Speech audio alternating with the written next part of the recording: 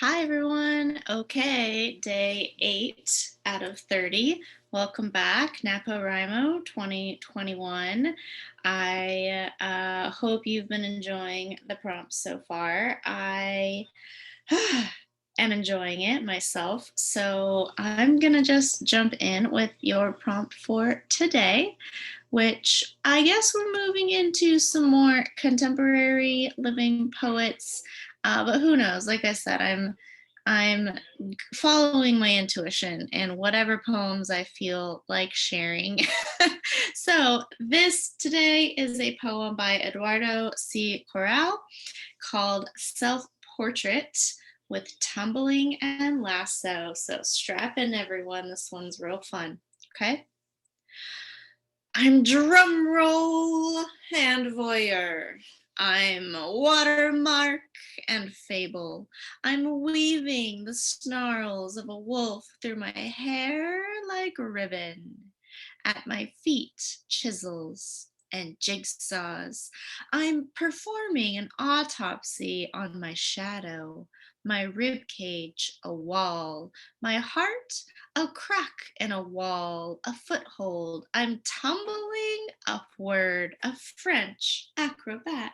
I'm judder and effigy. I'm pompadour and splendid. I'm spinning on a spit, split in half, an apple in my mouth. I know what Eve didn't know. A serpent is the fruit eaten to the core. I'm a massacre of the dreamers, a terracotta soldier waiting for his emperor's return. When I bow, a black fish leaps from the small of my back. I catch it. I tear it apart. I fix the scales to my lips. Every word I utter is opalescent. I'm skinned and Orphic. I'm scarlet and threshold.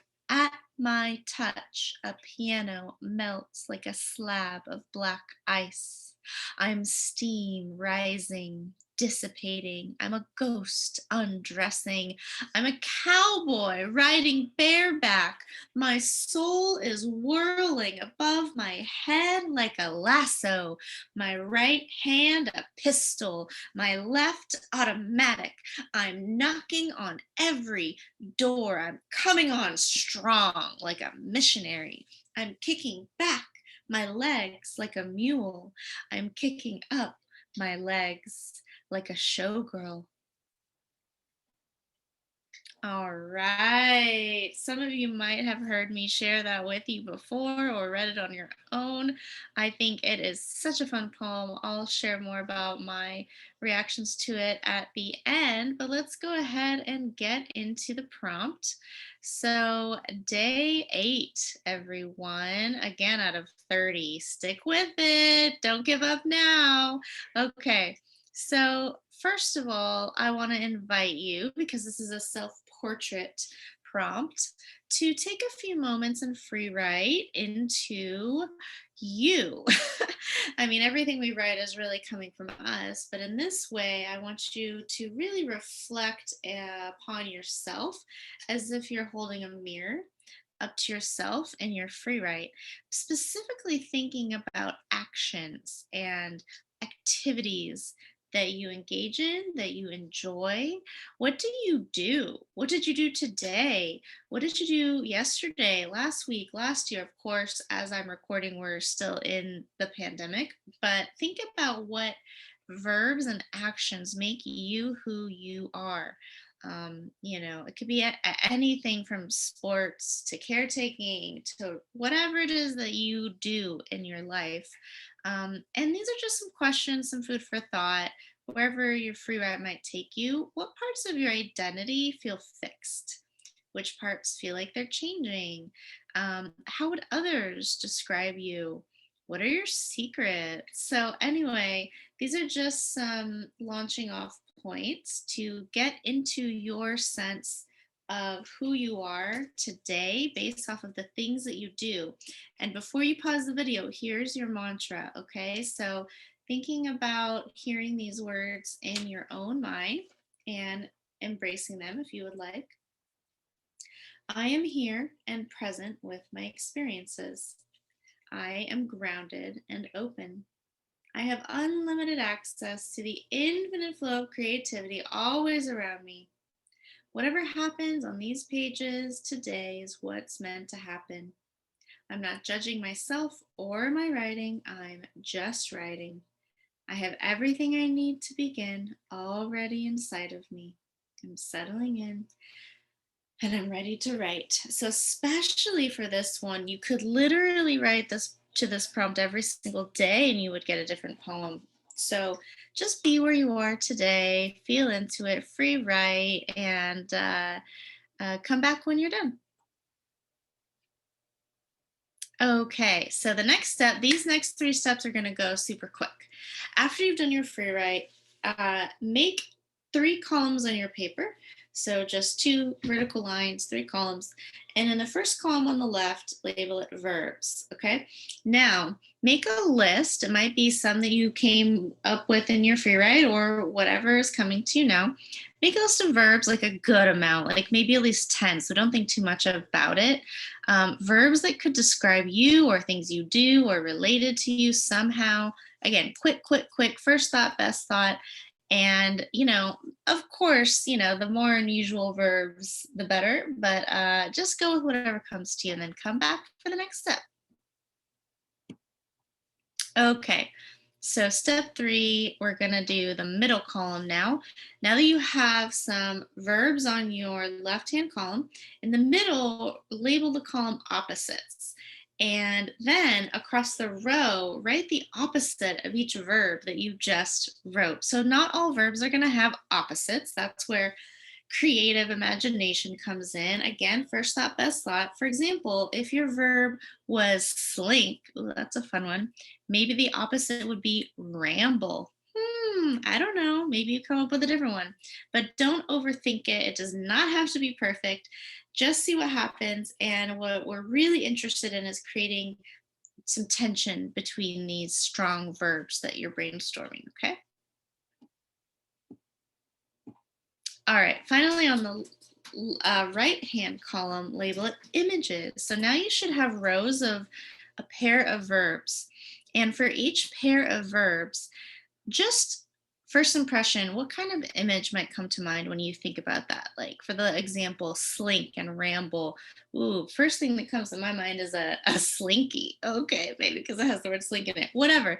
You could write a couple or you could write just one. Just get some concrete images down. So again, noun, something you can see, hear, touch, taste, or smell.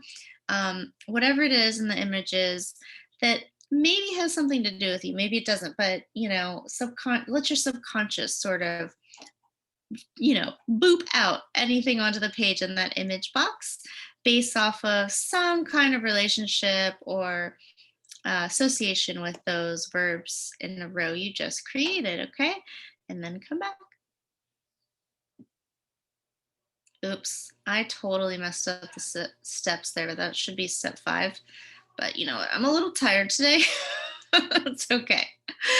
All right. So coming back to your poem, um, we want to look at all of those words that you just brainstormed and put them together in an interesting and unusual order if you can. So think about following the format of Corral's poem.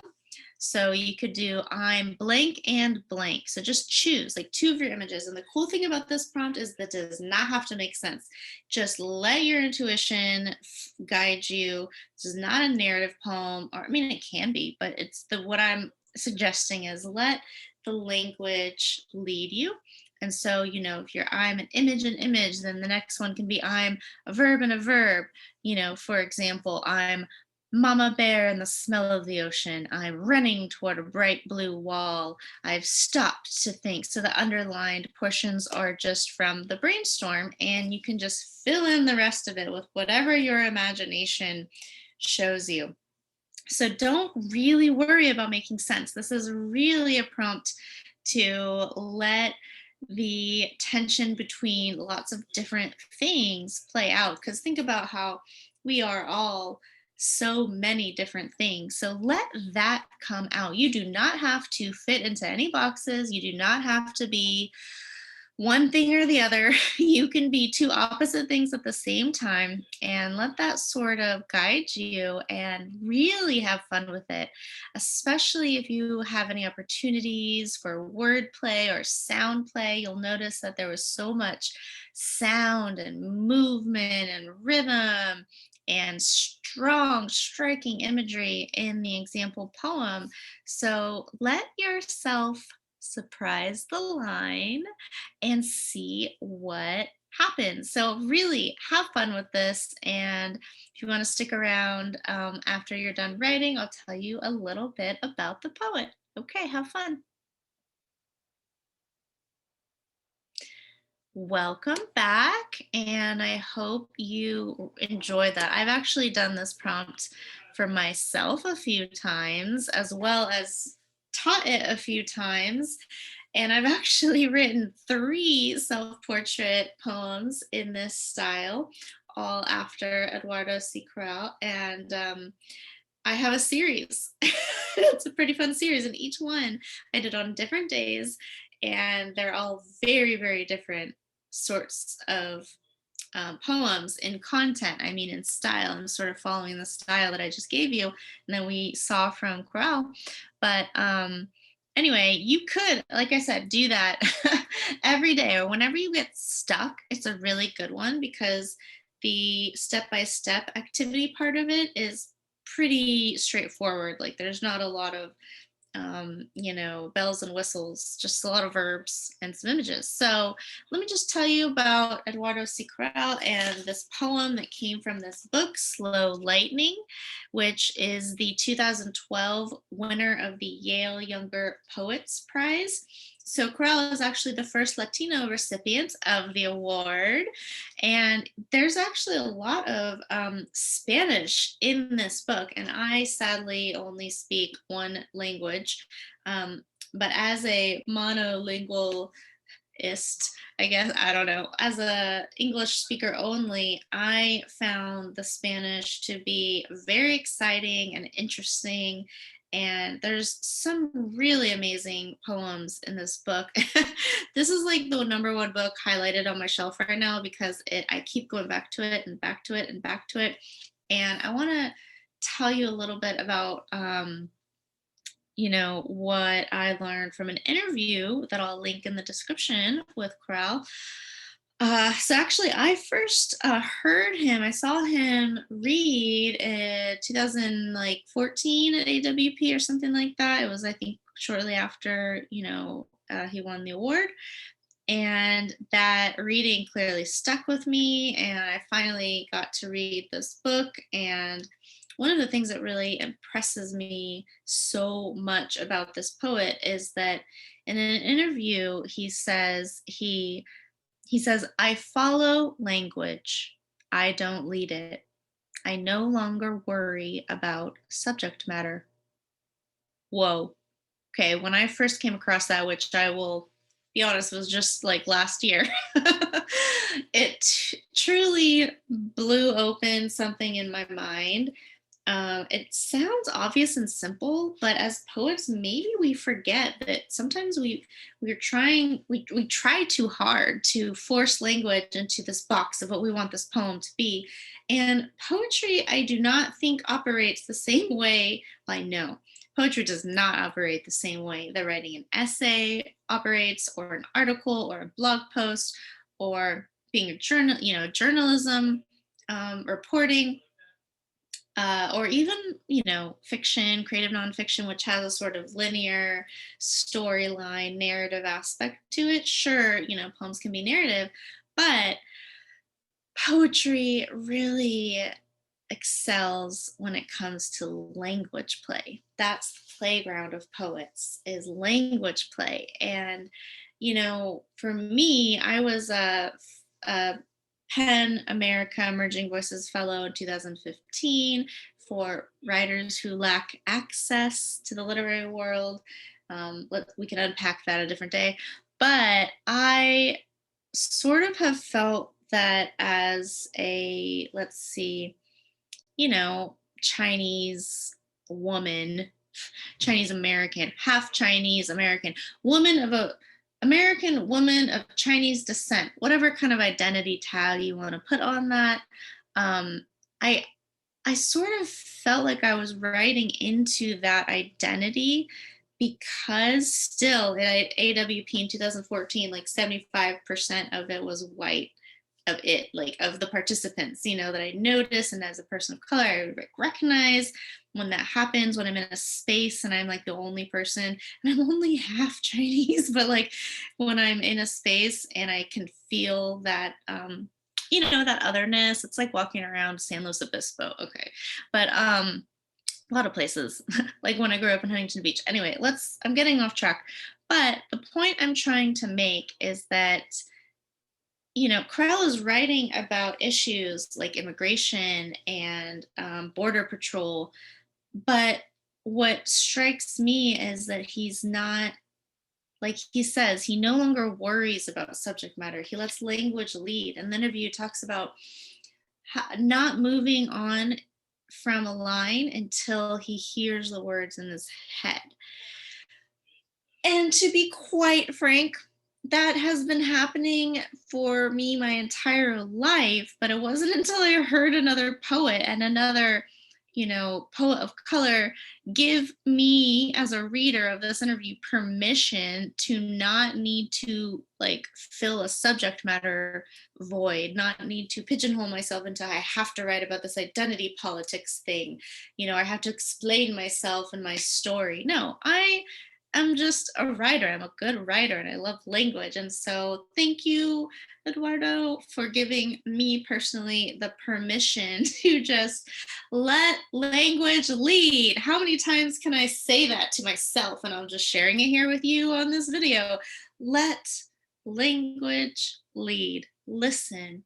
Like it's such a big part of writing poetry is just listening.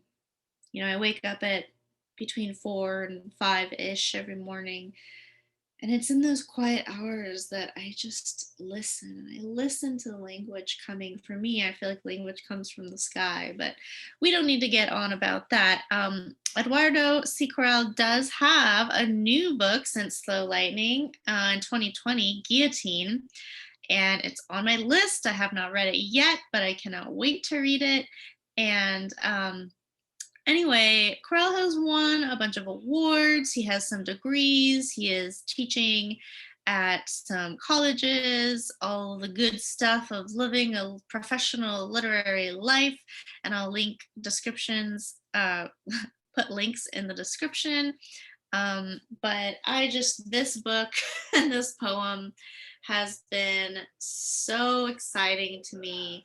It really opened the door to letting language lead. So I'll leave you with that, and I hope you enjoyed. Keep going with your poetic journey. It's never over. So just enjoy wherever language leads you today or has led you, and I will see you next time.